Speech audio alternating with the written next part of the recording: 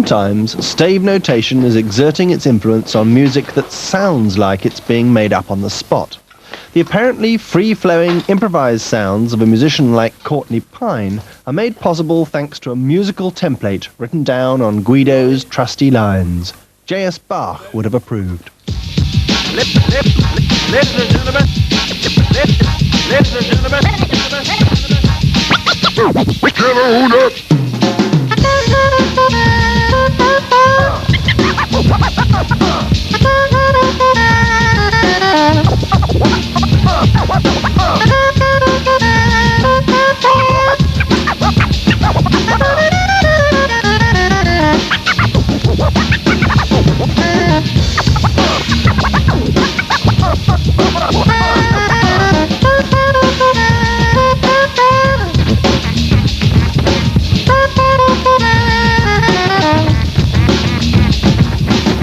Courtney, in this track, Underground, even though it sounds free, there is in fact quite a firm foundation there. We're working from a theme. It's based on 3 or 4 simple themes, and they're tied together, linked by an improvisation by the DJ.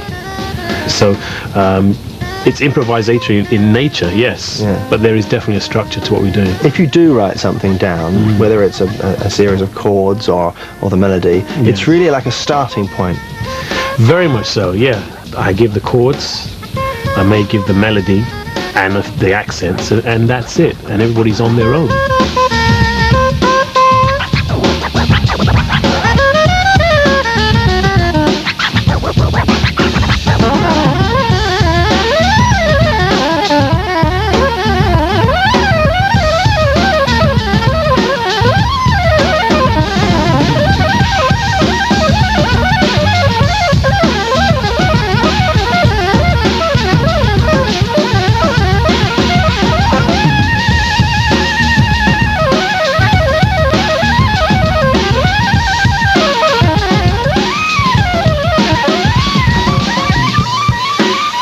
Some stage in your growth, you had to learn all these chords and know exactly what they were. And yeah, it's like Morse code. It's like a language. You have to have something that you can communicate with other musicians.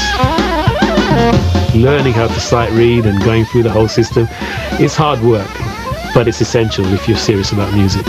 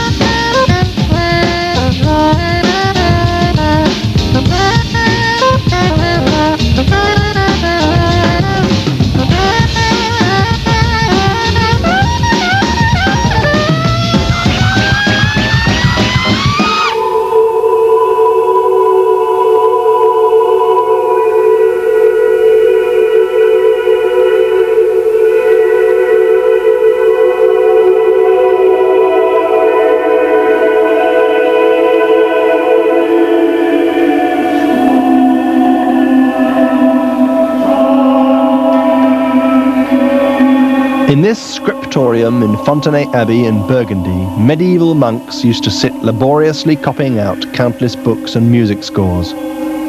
Ultimately, the printing press rendered their painstaking artistry redundant. Powerful new technology in our own time, though, is going to make the changes wrought by mere printing seem like a tea party in comparison.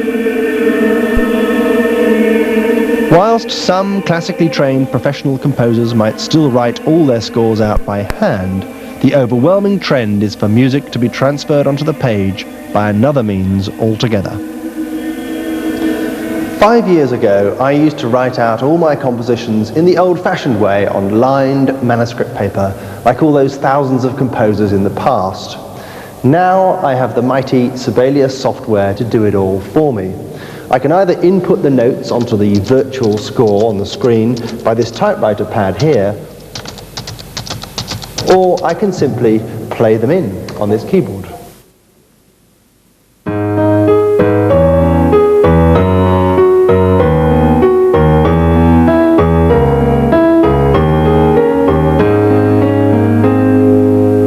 And I can, if I want to, simply print it out as well.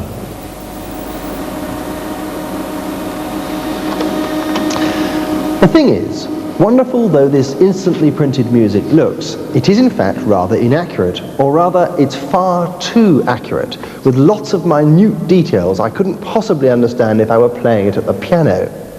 What the computer's written is exactly what I played, with all its human errors and subtleties included. A very simple piece of music has thus become an unnecessarily complicated piece of notation. Now this isn't a problem for me because I can edit these notes into a simple workable form that another musician could easily follow. But it would be a problem for a musician who hadn't been taught music the old-fashioned way, and a generation of composers are growing up far more dependent upon the computer to write their music for them. When old codgers like me are long gone, there is a danger there'll be very few people who know what the music should look like. There'll just be the computer's version of it. With all our amazing technology, we may be heading for a future rather like the situation these abbeys were in the Dark Ages, where only a tiny minority of people were able to decode the complexities of musical language.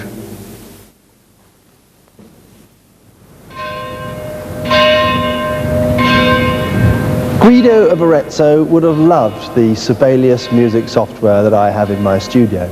It would have made his job of codifying and filing the great repertoire of chants he managed every day of his life much, much easier. Instead, he had to develop a handwritten system that ultimately made possible the St. Matthew Passion, the Marriage of Figaro, and the Rite of Spring, not to mention Rhapsody in Blue or the Sinatra arrangements of Nelson Riddle.